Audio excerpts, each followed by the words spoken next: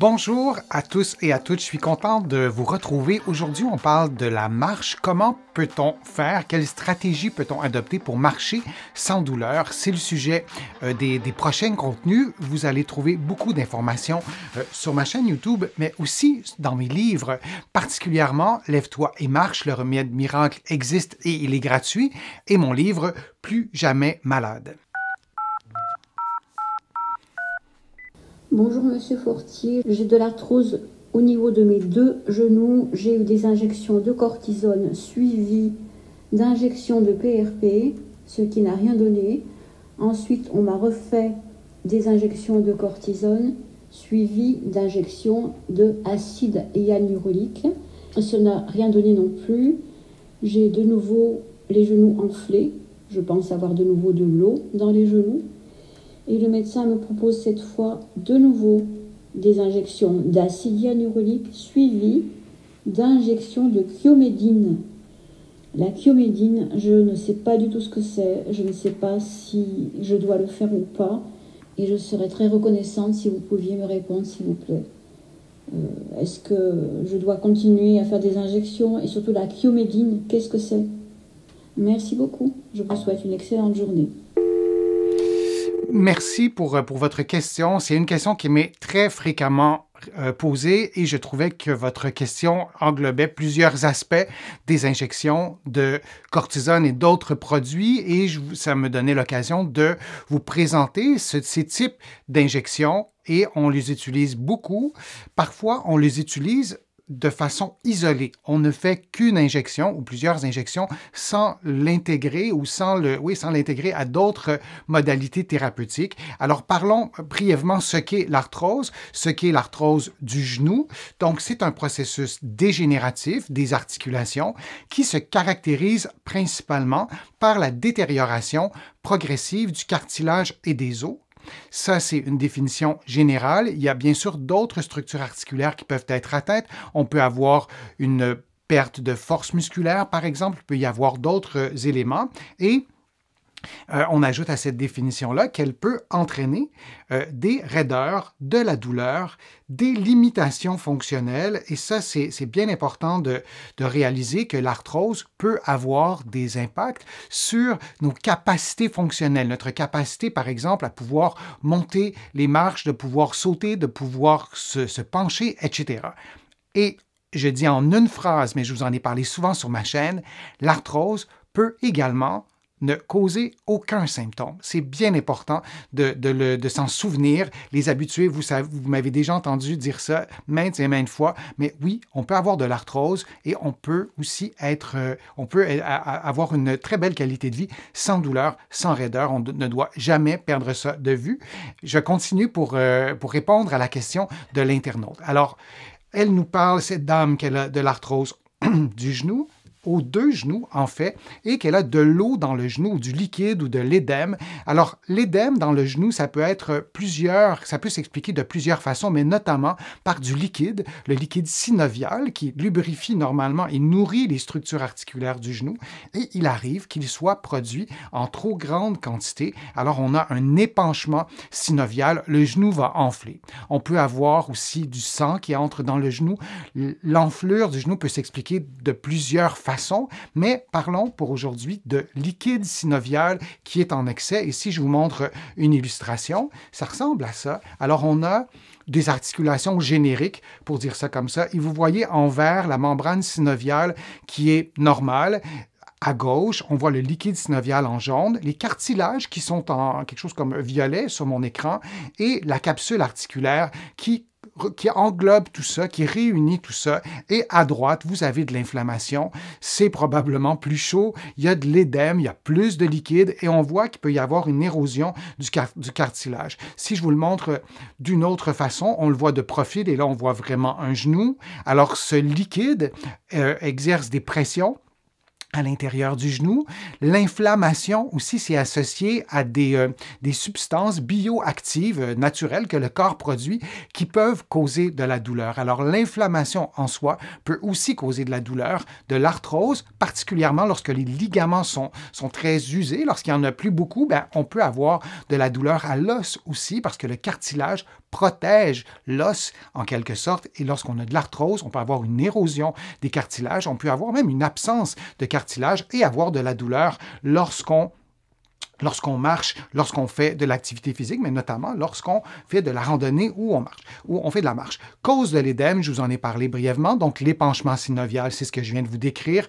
On peut aussi avoir une inflammation des structures articulaires et périarticulaires. On peut avoir d'autres problèmes articulaires autres que seulement un problème avec la membrane synoviale. Il y a certaines maladies aussi qui causent de l'enflure. On peut avoir une infection, c'est possible, et il y a d'autres raisons. Et j'élaborerai pas davantage, mais on doit consulter lorsqu'on a de l'enflure au niveau d'un genou pour savoir qu'est-ce qui cause cette enflure au genou et qui peut avoir plusieurs aspects. On peut avoir un genou enflé, comme vous le voyez en ce moment, avec une rougeur. La rougeur, à mon avis, c'est une photo là, que j'ai prise sur une banque de photos. On peut penser que la rougeur, elle est un peu artificielle. Il y a un peu du Photoshop derrière tout ça. Donc, on peut avoir un édème en raison du liquide synovial qui est produit en excès. On peut aussi avoir un bleu, un ecchymose. On peut s'être frappé. On peut avoir eu une fracture qui est guérie, mais qui a laissé des séquelles. Alors, on peut avoir, comme je le disais tout à l'heure, de l'enflure pour d'autres raisons. On peut avoir aussi un lymphédème, qui est un problème avec le liquide lymphatique, avec le système lymphatique. C'est un tout autre sujet, mais ça peut être ça aussi, donc il ne faut jamais perdre ça de vue.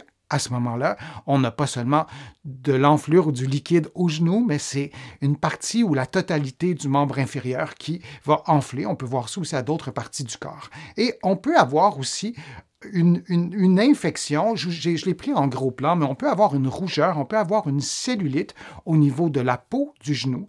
Et si on a un peu d'édème et on se rend compte que la rougeur, la cellulite prend de l'expansion de façon très, très rapide, c'est-à-dire presque de demi-journée en demi-journée, bien, on doit consulter rapidement pour que ce soit évalué, que ce soit traité adéquatement si le problème ne vient pas d'un épanchement synovial au niveau du genou. Alors, je voulais préciser tout ça. La dame qui laisse le message, elle est de toute évidence suivie par un médecin. On peut penser que c'est un épanchement synovial, qu'il y a de l'édème qui est dans son genou et la cause, elle a été bien identifiée. Ce n'est pas les autres hypothèses que j'ai émises, mais je voulais les préciser parce qu'il y aura plusieurs personnes qui vont écouter ce contenu-là et je ne voudrais pas induire personne en erreur. Les stratégies pour contrer l'édème, comment on peut diminuer l'édème? On peut penser aux infiltrations.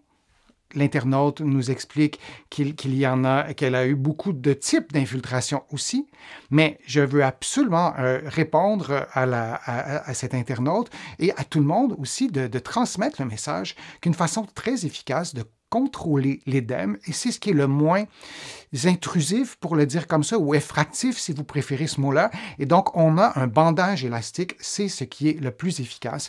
La surélévation du membre, on va lever le pied un peu plus haut que le genou. Évidemment, on ne peut pas passer nos journées dans cette position-là, mais c'est une stratégie.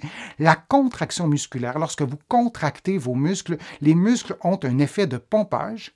Et si, en plus, vous avez un bandage élastique, c'est la contraction musculaire jumelée au bandage élastique qui favorise le drainage du liquide qui est là. Ce n'est pas miraculeux, ça ne règle pas tous les problèmes, mais à mon avis, on doit toujours commencer par la contraction musculaire, la surélévation, le bandage élastique, et aussi récupérer ses capacités fonctionnelles. Si on a un genou qui a perdu de la mobilité, si on a 50% de la mobilité pour chacun des mouvements que le genou devrait normalement faire, si on a réduit nos activités physiques, si on ne contracte plus nos muscles, tout ça contribue, je ne dis pas que ça cause l'épanchement synovial ou l'édème ou le gonflement du genou, mais ça contribue à la persistance du problème et on souhaite d'abord récupérer tout ça. Quelques mots sur le bandage élastique, et c'est vraiment l'angle que je veux aborder en réponse à la question. Le bandage élastique, je vous donne quelques conseils. Il doit exercer une pression modérée et uniforme. On ne veut pas une constriction au niveau du genou, ça aura un effet vraiment contre-productif, vous le devinez. On veut donc on veut que ce soit non contraignant, non seulement au niveau de la circulation sanguine, mais au niveau des mouvements. On ne veut pas que le bandage élastique limite vos mouvements. Ce n'est pas du tout son rôle. Vous pouvez prendre un bandage élastique, le faire vous-même, comme vous voyez avec le petit rouleau. On veut aussi que le bandage élastique ne soit pas porté la nuit et soit confortable le jour. Ça aussi, c'est vraiment très important. Les personnes qui ont une peau fragile, les personnes diabétiques, vous devez vérifier le bandage élastique s'il n'y a pas de point de pression, s'il n'y a pas des compressions. Ça, c'est important. Et en terminant, on veut s'assurer que le bandage élastique donne des résultats. Si vous portez un bandage élastique et ça ne change pas du tout l'édème, vous l'enlevez, il n'y a aucune différence, vous portez ça pour rien. Mais ça ne coûte presque rien l'essayer. Auprès de mes patients, il y a des résultats qui sont vraiment parfois spectaculaires et dans certains cas, seul le bandage élastique, avec les autres conseils que je vous ai donnés, permet en soi de régler presque le problème de gonflement du genou. Vous pouvez aussi opter pour une genouillère. C'est souvent beaucoup plus facile, beaucoup plus confortable d'utiliser une genouillère qui est adaptée à votre morphologie. Et si vous avez beaucoup d'édème, ça sera peut-être plus difficile de trouver une genouillère qui fait l'affaire parce que la genouillère réduira tellement le diamètre de votre genou que la genouillère sera peut-être un peu trop grande lorsque l'édème sera comprimé. Vous voyez ce que je veux dire, mais dans l'ensemble, une genouillère, c'est beaucoup plus facile, beaucoup plus rapide et beaucoup plus confortable. Lorsqu'on a beaucoup d'enflure, on peut peut-être commencer par un bandage élastique. Et si vous choisissez l'option du bandage élastique, on veut absolument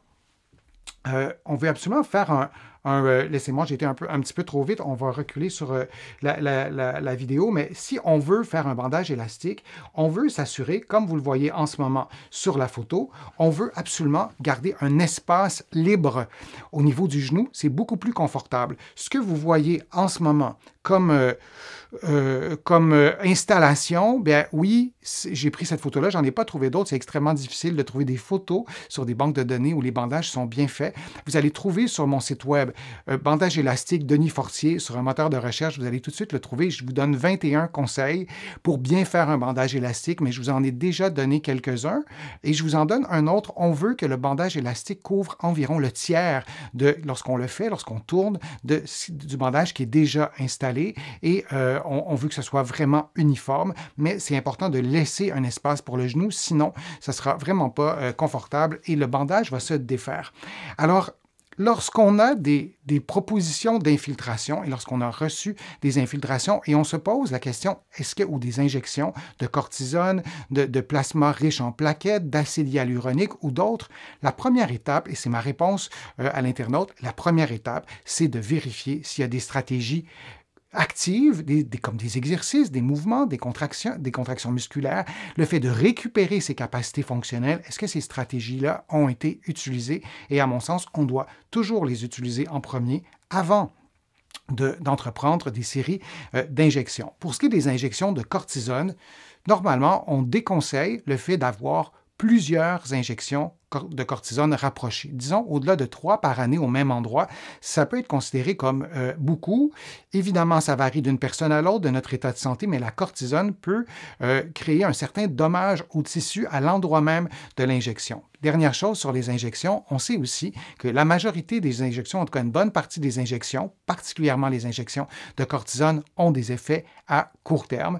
Donc, si on n'a pas une deuxième stratégie pour suivre un peu la baisse d'efficacité qu'on risque d'avoir à moyen et à long terme suite à l'injection, on risque peut-être de tourner en rond. Vous allez trouver beaucoup de programmes d'exercice, de conseils pour prendre soin d'un genou qui est atteint d'arthrose, pour récupérer vos capacités et pour pouvoir marcher sans douleur. Et ce n'est pas parce que vous avez de l'arthrose, de la douleur associée depuis longtemps, que vous ne pouvez pas marcher. Bien sûr, il y a des cas d'arthrose très avancés et ces personnes sont souvent en attente d'une prothèse de genou, mais c'est une des motivations de ma chaîne de vous transmettre des informations pour que vous puissiez en amont, le plus tôt possible, pouvoir faire les bons gestes au bon moment, j'allais dire le plus rapidement possible, et le contrôle de l'édème par un bandage élastique, par des stratégies que je vous ai proposées, c'est souvent très efficace. Et d'avoir de l'édème à long terme dans le genou, c'est pas un élément qui prend soin